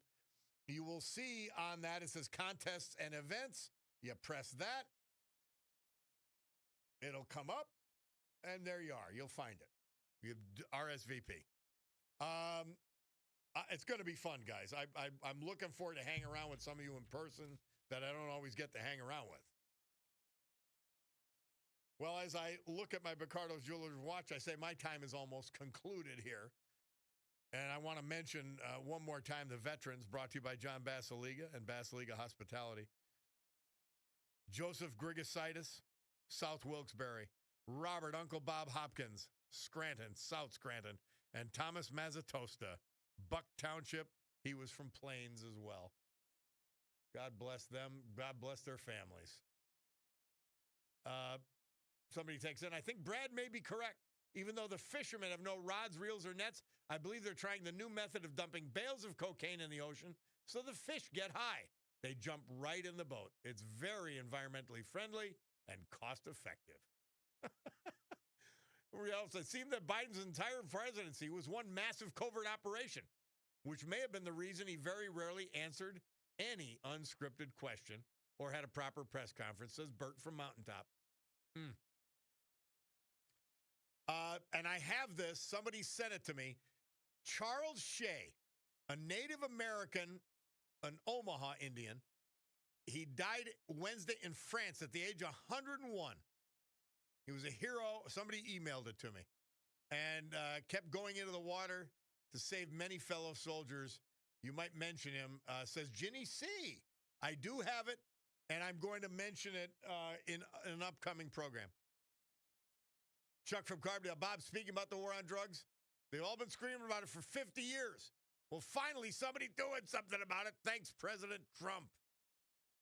I'm with you. Amazing.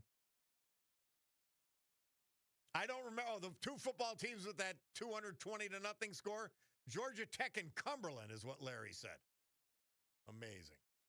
Guys, I'm out of time. That's what Picardo Jewelers Watch tells me. And I got to go because it's the Sue Henry Show next. Rob O'Donnell after that. But for now, we must say adios and gavel to a close this meeting of the Club for Common Sense. Have a great afternoon.